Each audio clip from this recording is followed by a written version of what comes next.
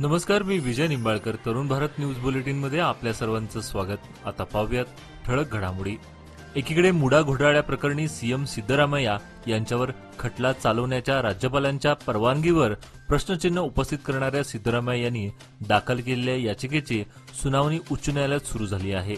तर दुसरीकडे काँग्रेस नेत्यांनी राज्यपालांचा निषेध करत राजभवन चलो सुरू केला आहे. मुख्यमंत्री सिद्धरामय्या आणि उपमुख्यमंत्री डी.के. शिवकुमार यांच्या नेतृत्वाखाली काँग्रेस नेत्यांनी बेंगलोर येथील विधान चौकच्या गांधी पुतळ्याजवळ जोरदार निदर्शनं केली. मुख्यमंत्री सिद्धरामय्या यांच्या विरुद्ध खटला चालवण्यास परवानगी देण्याच्या राज्यपालांच्या निर्णयाचा निषेध केला.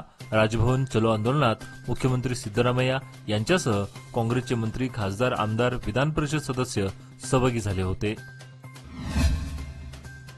कॉलेजमधील युवतींचे फोटो अश्लील पद्धतीने एडिट करून सोशल मीडियावर व्हायरल करणाऱ्या टोळक्याला धारवाड पोलिसांनी अटक केली.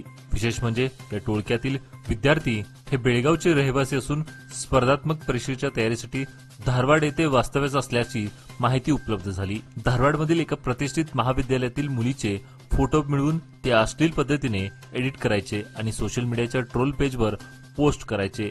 त्यानंतर ते फोटो हटवण्यासाठी मोठ्या रकमाची मागणी करणे हा धंदा त्यांनी सुरू केला होता. न पोस्ट केलेले व्हिडिओ हटवण्यासाठी 15,000 रुपयाची मागणी केली. पैसे न दिल्यास आणखी फोटो अश्लील एडिट केले जातील अशी धमकी देखील त्यांनी देण्याचा प्रकार सुरू होता. या प्रकरणी पोलिसांना माहिती उपलब्ध झाल्यानंतर त्यांनी या प्रकरणी सचिन खडकभावी, अक्षय कांबळे आणि आकाश मेटी या तिन्ही आरोपींना अटक केली. लोकमान्य मल्टीपर्पज कोऑपरेटिव्ह सोसायटीचा 29वा स्थापना दिन मोठ्या उत्साहात साजरा करण्यात आला. स्थापना दिन तसेच येणाऱ्या गणेशोत्सवाच्या पार्श्वभूमीवर लोकमान्यने मोदक निवेश ही आकर्षक व्याजदर योजना सुरू केली. लोकमान्य सोसायटीचे संचालक तसेच अधिकाऱ्यांच्या उपस्थितीत या नव्या योजनेचा शुभारंभ करण्यात आला. गुरुवार पेठ टेकवाडी येथील लोकमान्य सोसायटीच्या प्रधान कार्यालयात स्थापना दिनाचा कार्यक्रम पार पडला. सकाळी सोसायटीचे संचालक सुबोध गावडे यांच्या हस्ते सपत्नीक सत्यनारायण पूजा झाली. संस्थेचे उपाध्यक्ष अजित गरगट्टी, संचालक Gajanan Dhamnekar, Pandhari Parab, doctor Damodar Wagle, Vitthal Prabhu, CEO Abhijit Dixit, CFO Veersingh Bhosale, CSO निवृत्त colonel Deepak Gurung, regional manager M N. Kulkarni यांच्या उपस्थितीत दीप प्रज्वलन करून स्थापना दिन सोहळा साजरा करण्यात आला. त्याचबरोबर मान्यवरांच्या हस्ते मोदक निवेश योजनेचा शुभारंभ झाला. पंतप्रधान नरेंद्र मोदी यांनी आज शनिवारी व्हिडिओ कॉन्फरन्सद्वारे 3 वंदे भारत गाड्यांना हिरवा झेंडा दाखवला. यावेळी बोलताना ते म्हणाले, वंदे भारत गाड्यांचा विस्तार हा आधुनिक आणि गतीसह विकसित भारताच्या ध्येयाकडे आपल्या देशाची प्रगती दर्शवितो. या तिन्ही ट्रेन मेरठ ते लखनौ, मदुराई ते बेंगळूर आणि चेन्नई ते नागरकोइल दरम्यान धावतील असं त्यांनी सांगितले. बेळगाव शहरातील विकास कामांना सरकारच्या विशेष फंडातून गती देण्यात येत आहे. शहरातील चोरीचे प्रकार वाढले असून यासाठी प्रत्येक भागात विद्युत लाईट बसवली जाणार आहे. रस्त्याच्या गटारी, ड्रेनेज लाईन या सर्व विकास कामे लवकर मार्गी लावण्यात येणार असून अशी माहिती आमदार राजू सेठ यांनी दिली. जिल्हाधिकारी कार्यालयात नागरिकांच्या समस्या सोडवण्यासाठी अधिकाऱ्यांच्या बैठकीनंतर पत्रकारांनी विचारलेल्या प्रश्नावर ते बोलत होते. एका व्यक्तीला निर्जनस्थळी नेऊन लुटल्याप्रकरणी सौंदत्ती पोलिसांनी एका आरोपीला अटक केली असून त्याच्याकडून 2,64,000 रुपये किमतीचा मुद्देमाल जप्त केला आहे. पोलिसांनी जप्त केलेल्या मुद्देमालामध्ये सोन्याची साखळी व 3 अंगठ्या याचा समावेश आहे. गृहमंत्री जी. परमेश्वर यांनी सार्वजनिक बांधकाम मंत्री सतीश जारकिहोळी यांच्या निवासस्थानी भेट दिल्याने राजकीय वर्तुळात शुक्रवारी खळबळ उडाली. सिद्धरामय्या पायउतार झाल्यास मुख्यमंत्रीपदासाठी ज्यांच्या नावाची चर्चा होती अशा दोन्ही नेत्यांनी तासभराहून अधिक काळ भेट घेतली. गृहमंत्री म्हणाले की मी उत्तर कर्नाटकातील गाठीभेटी घेण्यासाठी जारकिहोळी यांच्या निवासस्थानी आलो होतो. मात्र त्यांच्या या गाठीभेटीमुळे राजकीय वर्तुळात चर्चा सुरू झाली आहे. रविवार दिनांक 1 सप्टेंबर रोजी सकाळी 6 ते 9 पर्यंत दुरुस्तीच्या कामानिमित्त शहर व उपनगरातील विविध भागात वीज पुरवठा खंडित होणार आहे. नेहरूनगर, सदाशिवनगर, श्रीनगर, कनबर्गी उपकेंद्रावर दुरुस्ती काम हाती घेण्यात आलं असून तातडीचे काम हाती घेण्यात येणार असल्यामुळे रविवारी सकाळी 3 तास वीज पुरवठा खंडित राहणार आहे. इंडाल्को परिसर, Vaibhavnagar, new Vaibhavnagar, Vidyagiri, Annapurnawadi, Basav colony, Azamnagar, Sangameshwar Nagar, Shahunagar, bauxite road, civil hospital, Channamma circle, college road, DC compound, city police line, Kakatives, Kali Amrai, club road परिसरात वीज पुरवठा खंडित राहणार आहे. कमी कालावधीत आकर्षक परतावा लोकमान्य सोसायटी सादर करीत आहे अनमोल आर्थिक ठेव योजना, जी देते तुमच्या गुंतवणुकीवर 10% परतावा, तेही फक्त 13 महिन्यांमध्ये. अधिक माहितीसाठी कॉल करा 1800-212-4050. योजना फक्त सभासदांकरता. नियम वाटी लागू. लोकमान्य, जिथे पैसा वाढतो आणि नातं वृद्धिंगत होतं. गृहमंत्री जी परमेश्वर यांनी सार्वजनिक बांधकाम मंत्री सतीश जारकिहोळी यांच्या निवासस्थानी भेट दिल्याने राजकीय वर्तुळात शुक्रवारी खळबळ उडाली. सिद्धरामय्या पायउतार झाल्यास मुख्यमंत्री पदासाठी ज्यांच्या नावाची चर्चा होती, अशा दोन्ही नेत्यांनी तासभराहून अधिक काळ चर्चा केली. गृहमंत्री म्हणाले की उत्तर कर्नाटकातील गाठीभेटी घेण्यासाठी जारकिहोळी यांच्या निवासस्थानी मी आलो आहे. मात्र राजकीय वर्तुळात या गाठीभेटीमुळे चर्चेला ऊत आला आहे. निवाराने रुग्णवाहिका अभावी मोकाट जनावरांचं सातत्याने होणारा हाल दूर करावेत, अशी मागणी बेळगाव प्राणी कल्याण संघटनेने खासदार जगदीश शेट्टर यांच्याकडे केली. बावा संघटनेच्या सदस्यांनी खासदार शेट्टर यांची नुकतीच सर्किट हाऊस येथे भेट घेऊन उपरोक्त मागणीचं निवेदन सादर केलं.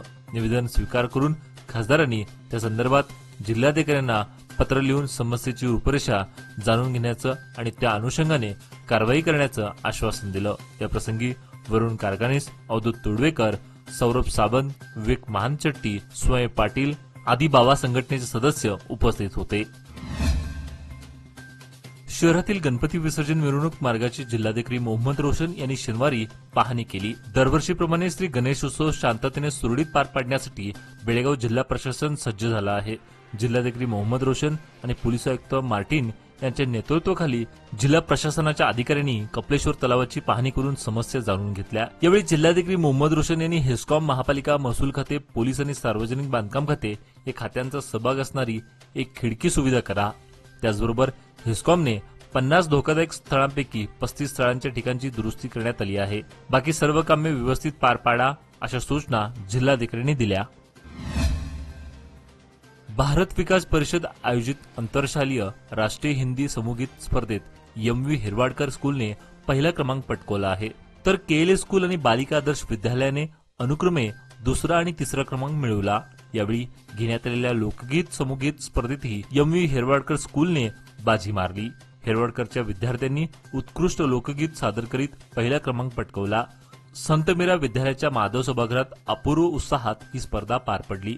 उद्घाटन समारंभ प्रमुख अतिथी म्हणून निवृत्त जिल्हा न्यायाधीश व लोक अदालतचे चेअरमन अजित सोलापूरकर तसेच दुपारच्या सत्रात पारितोषिक वितरण समारंभाला आनंद लाड उपस्थित होते. भारत विकास परिषदचे अध्यक्ष विनायक मोरे यांनी स्वागत व प्रास्ताविक भाषण केले.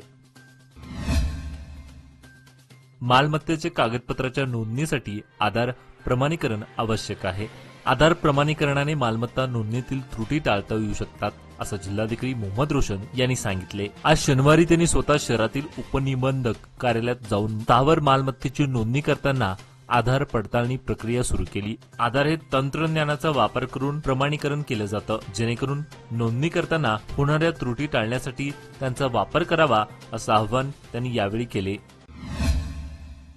उज्ज्वल भविष्याच्या गुंतवणुकीची सुरुवात लोकमान्य सोसायटी सादर करीत आहे मान्सून ठेव योजना, जी देते तुमच्या गुंतवणुकीवर 10.25% परतावा, तेही फक्त 500 दिवसांमध्ये. अधिक माहितीसाठी कॉल करा 1800-212-4050. योजना फक्त सभासदांकरता. नियम वाटी लागू. लोकमान्य, जिथे पैसा वाढतो आणि नातं वृद्धिंगत होतं. कृष्णा नदीपात्रात पाण्याची पातळी झपाट्याने वाढ झाल्याने दुसऱ्यांदा पुलावर पाणी आल्याने वाहतूक बंद झाली होती. बुधवार दिनांक 28 रोजी पुलावर पाणी आल्याने वाहतूक पोलिसांनी बॅरिकेड्स लावून बंद केली होती. गेल्या 4 दिवसांपासून बंद असलेली वाहतूक शनिवारी दुपारी 2 वाजता दुचाकी सोडण्यात आले. त्यानंतर 4 चाकी वाहनेही सोडण्यात आल्या. Girisuti checkmate school of chess foundation Belgaum आयोजित कर्नाटक राज्य 11 वर्षाखालील खुल्या गटाकरिता फिडे रेड्स चेस चॅम्पियन 2024 तसेच कर्नाटक राज्य मुलींकरिता 11 वर्षाखालील वयोगटांसाठी बुद्धिबळ स्पर्धेला उत्साहात प्रारंभ झाला. शास्त्रीनगर बेळगाव येथील गुजरात भवन येथे होत असलेल्या या स्पर्धेत 250 बुद्धिबळपटूंनी भाग घेतला असून यामध्ये 11 वर्षाखालील 71 रेडेट्स बुद्धिबळपटू सहभागी झाले आहेत. चिकोडी आगारातून चिकोडी निपाणी मार्गावर धावणाऱ्या राज्य परिवहन मंडळाच्या बसेसचे वेळापत्रक कोलमडले आहे.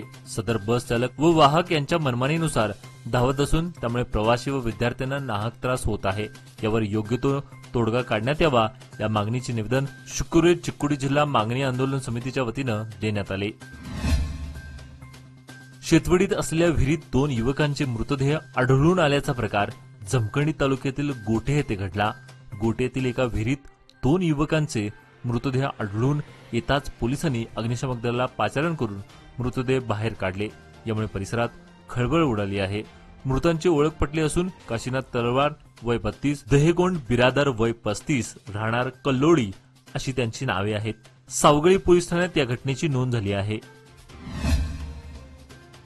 निपाणी शहर व उपनगरांना नियमित व मुबलक पाणी देण्यासाठी आपण नेहमीच प्रयत्न करत आलो आहोत. सध्या 24 तास पाणी योजना काम पूर्णत्वाला आले असून वेदगंगा नदीपासून जव्हार तलावापर्यंत नव्याने पाणी योजना निर्माण करण्यासाठी ओव्हरहेड टँक उभारण्यासाठी शासनाकडून अमृत टूर योजनेअंतर्गत 32.43 कोटीचा निधी मंजूर करण्यात आला आहे. सन 2040 सालची लोकसंख्या लक्षात घेऊन या पाणी योजनेचा आराखडा तयार करण्यात आला आहे. याचे काम लवकरच सुरू होणार असून अशी माहिती आमदार शशिकला जोल्ले यांनी दिली. आजचे बातमीपत्र इथेच संपले. अधिक माहिती व ताज्या घडामोडीसाठी पाहत रहा तरुण भारत न्यूज चॅनल. तसेच आमच्या चॅनलला लाईक, शेअर आणि सबस्क्राईब करायला विसरू नका. आणि विश्वासार्ह बातम्या पाहण्यासाठी दररोज वाचा दैनिक तरुण भारत. धन्यवाद.